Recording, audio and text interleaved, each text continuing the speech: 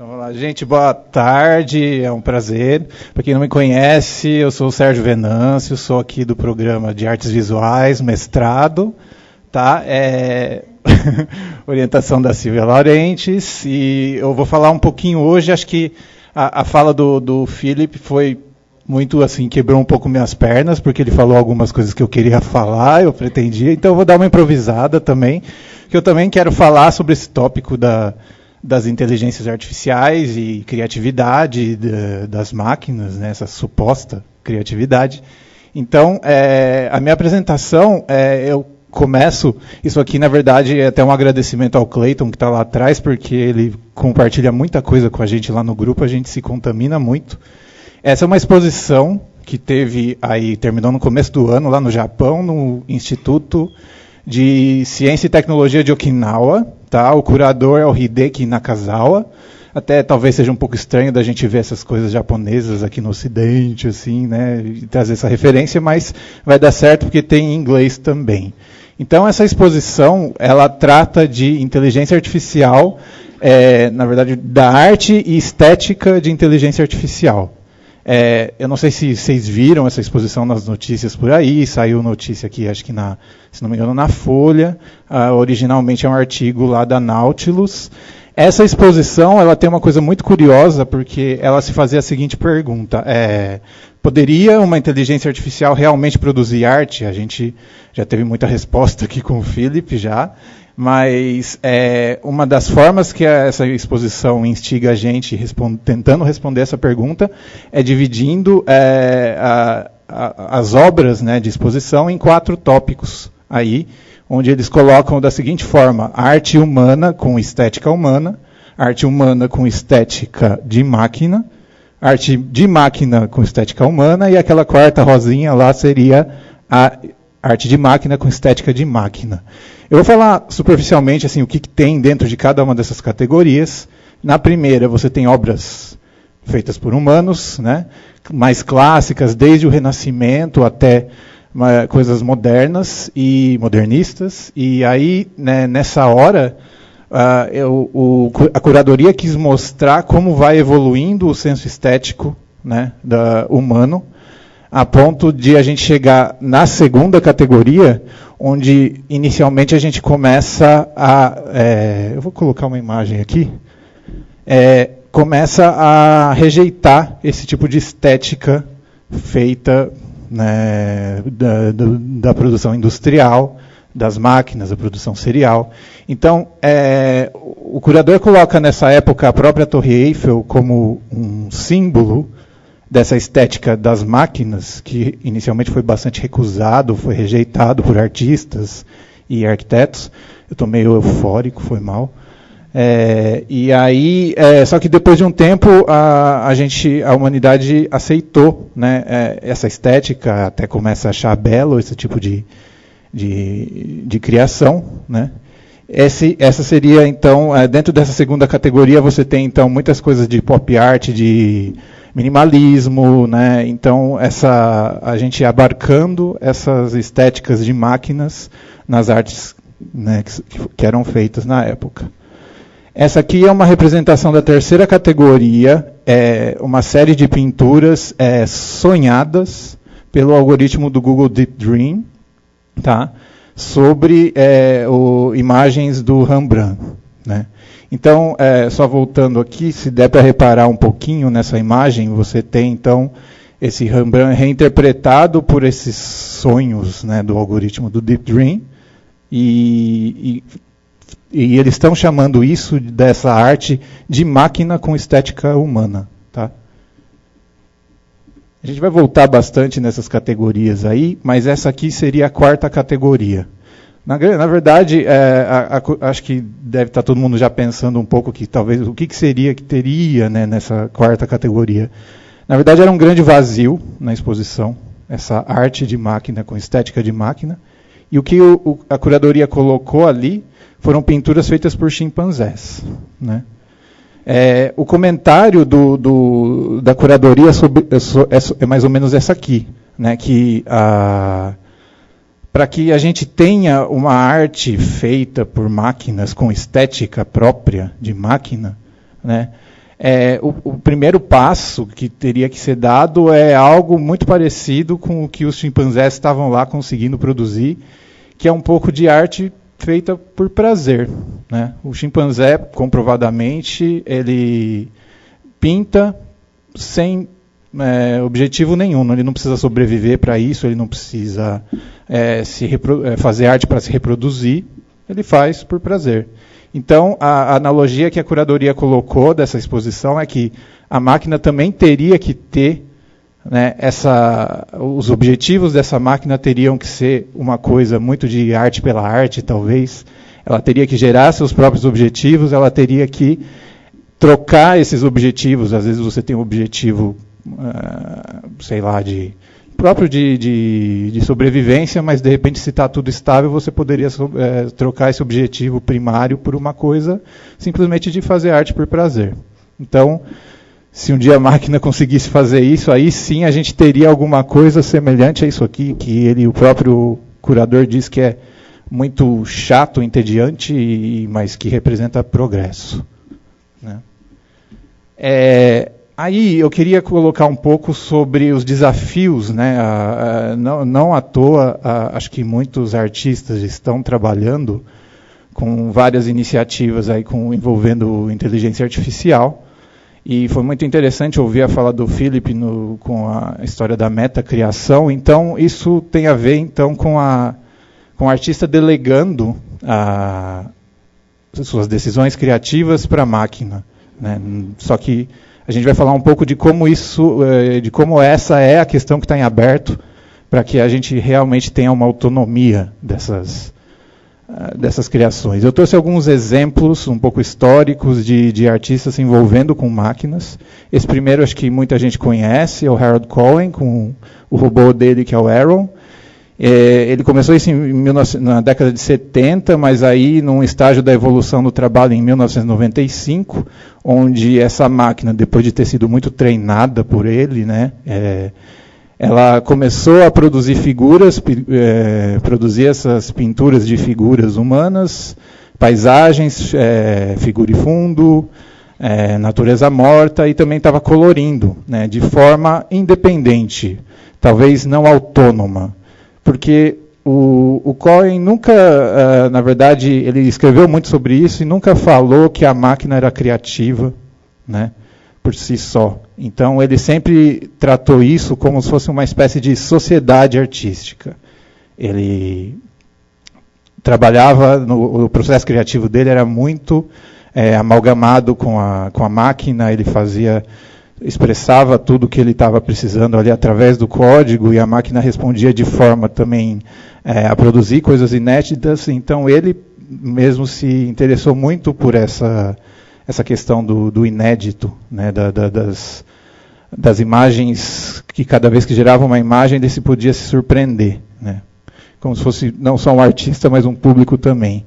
Essa imagem é um pouco do fim da carreira dele, que ele faleceu em 2016, mas ele estava, no fim das contas, ele abriu mão de que a máquina pintasse, e a máquina estava gerando as formas para ele estava pintando na mão, né? Então, essa foi a sociedade artística que ele fala, né, sobre essa produção com inteligências artificiais. Esse exemplo aqui é do Simon Colton, o Paint in Full.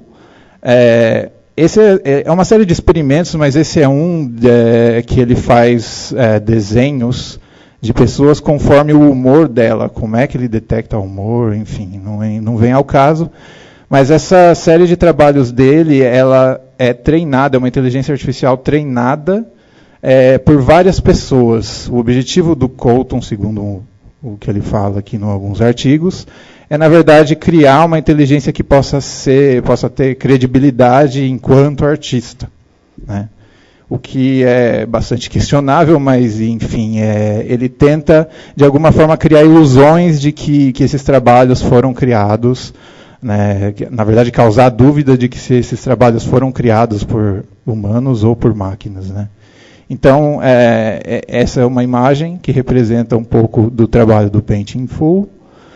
Esse aqui, Leonel Moura, é um outro estilo aí, né, de pintura, mas isso aqui é feito por um robô.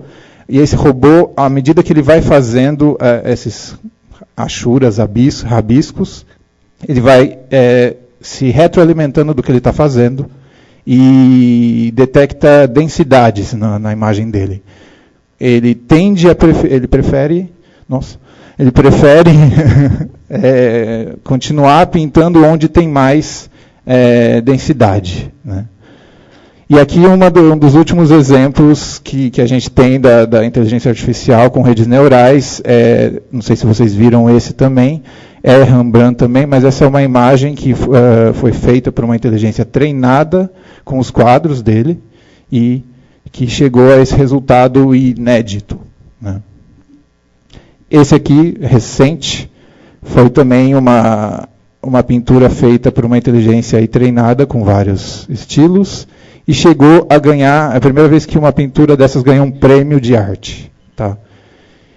O problema dessa história é que muita gente tem falado que essas pinturas foram feitas por máquinas. Então fica toda essa confusão se quem realmente é a figura criativa aí, né? Então esse talvez seja o discurso que a gente tem que combater um pouco para entender que essas inteligências, na verdade, elas são treinadas dentro de parâmetros humanos. Então, tudo isso que a gente viu agora caberia perfeitamente naquela terceira categoria da exposição, estética humana. Estamos treinando as máquinas dentro de parâmetros humanos.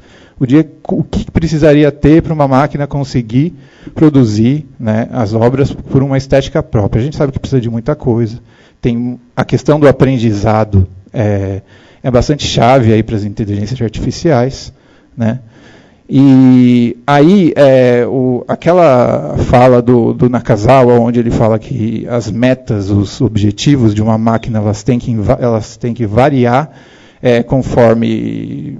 ela tem que saber chavear esse objetivo primário, tem muito a ver com essas questões cibernéticas. A gente traz aqui 2 exemplos de máquinas, uma de cibernética de primeira ordem, onde ela faz uma autorregulação, ela percebe o ambiente, né? A gente pode tratar ambiente aqui talvez como a própria tela de pintura, por exemplo.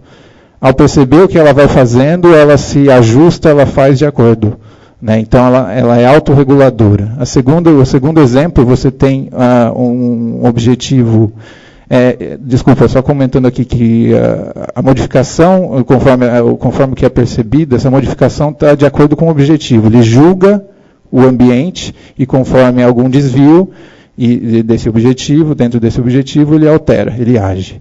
Aqui a gente tem, então, esse objetivo sendo alterado, né, por um outro objetivo superior. Então é nesse sentido que o Nakazawa também estava colocando ali, para a gente que essa máquina ela tem que não só ser capaz de alterar esses objetivos aqui, primários, mas esses aqui superiores, os secundários, né? Então, esse é um dos grandes desafios, porque a linguagem, na hora que a gente programa, a gente tem que sempre parametrizar muito bem tudo que a gente vai fazer. Então, como parametrizar, por exemplo, um senso estético aqui, né? Então, esse é um grande, porém, um grande desafio para essas máquinas que criam.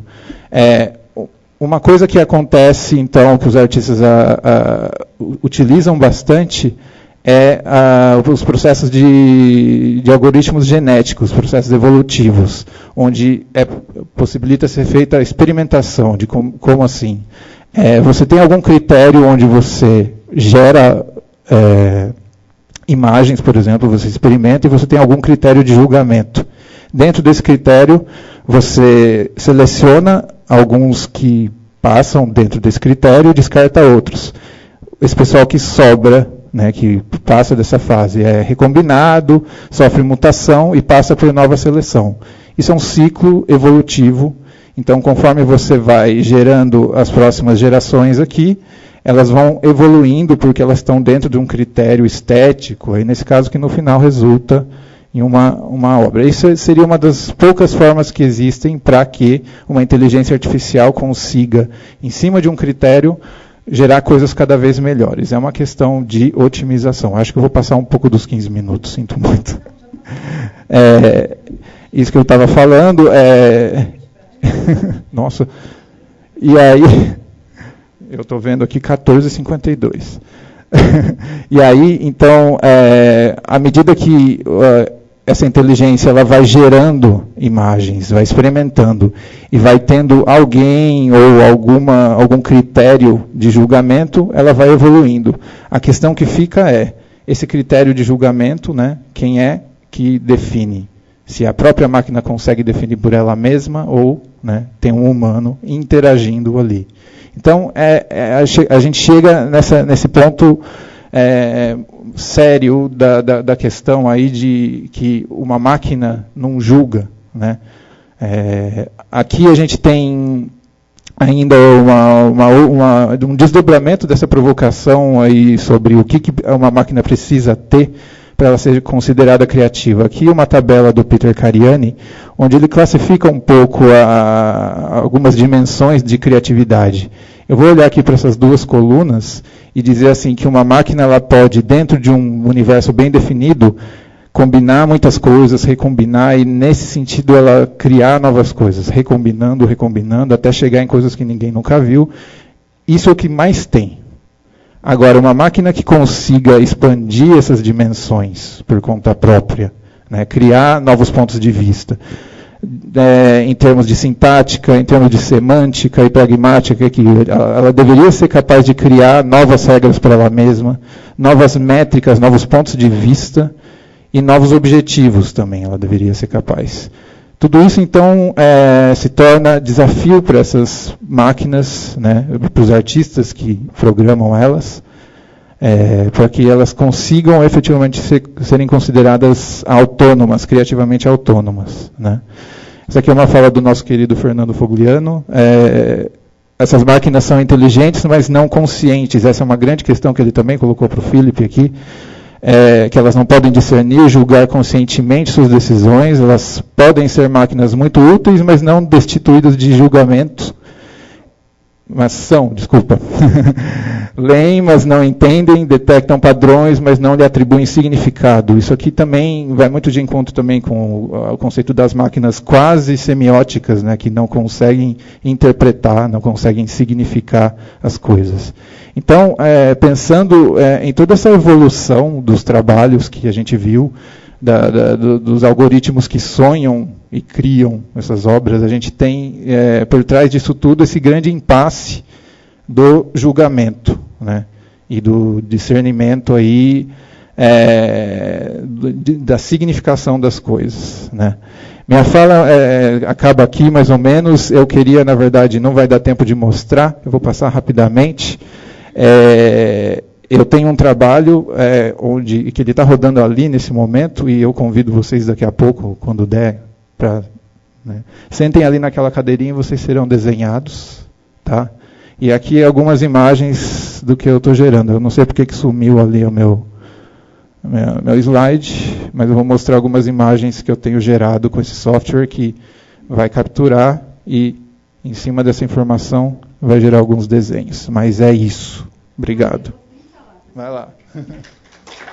Dá tempo de alguma pergunta? E aí, ele fala...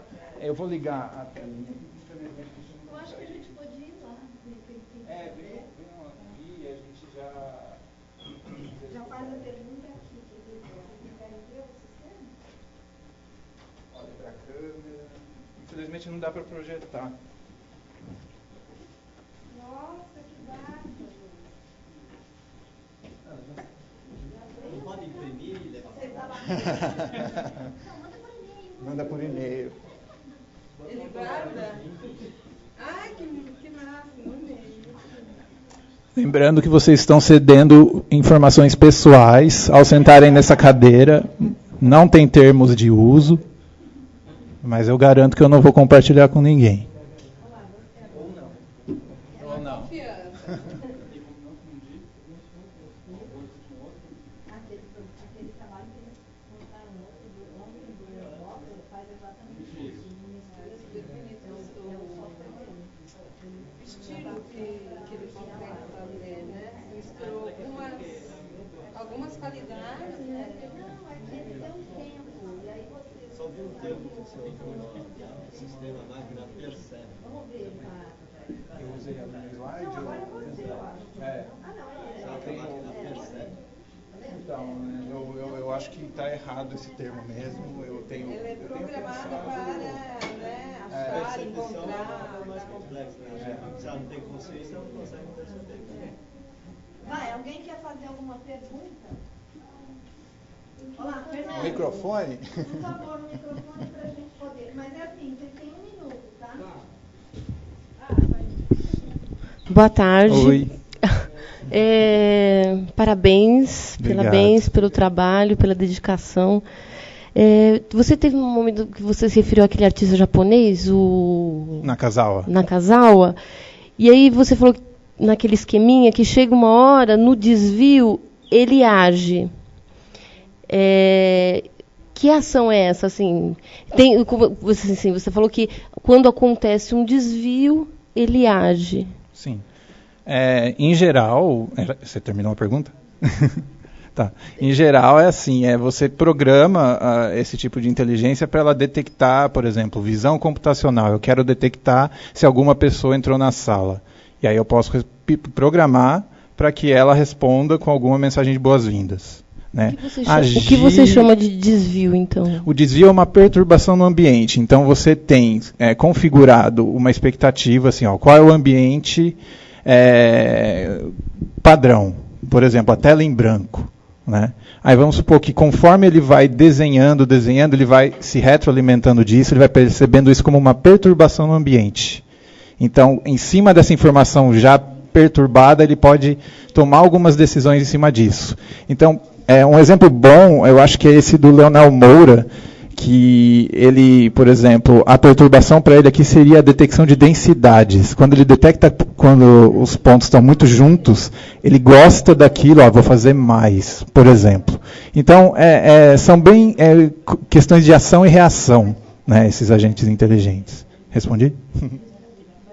Olha, a gente tem muito pouco tempo, porque vai dar uma pessoa mais. Uou. Vai lá. Beleza, boa tarde a todo mundo, parabéns pela pesquisa. Obrigado. A questão que eu quero perguntar é em relação àqueles 4 divisões que você colocou lá, né, da relação humana, da arte e da estética, né? Eu fico pensando se essa última parte aí, que talvez seja uma coisa que todo mundo esteja buscando, não seria exatamente essa perda de controle, essa forma que os seres humanos não conseguem mais parametrizar, mas talvez as máquinas consigam parametrizar de alguma forma por elas mesmas. Eu concordo, e na verdade eu nem sei se a gente um dia vai conseguir chegar lá, eu tenho minhas dúvidas. Porque mesmo que a gente chegue, eu às vezes me penso aí como artista fazendo aquele tipo de coisa que eu estou fazendo. Será que eu quero estar lá na 4ª categoria? Eu acho que eu prefiro trabalhar dessa forma amalgamada, dessa forma híbrida com a máquina e ver o que ela tem a contribuir com o meu processo criativo. Então, estou na 3ª categoria ali, e experimentando com isso, mas eu acho que a 4ª, talvez, como o próprio Nakazawa coloca, a gente vai começar a ver esses trabalhos boring, né, que ele fala ali, mas que não sei onde a gente vai querer chegar com isso, se é que precisa chegar em algum lugar. Né? Talvez a gente fique um pouco, acho que todas as pesquisas com inteligência artificial, fazendo arte, estão ali na 3ª categoria. Não sei se a gente tenta forçar a barra ali para a 4ª, mas... Né?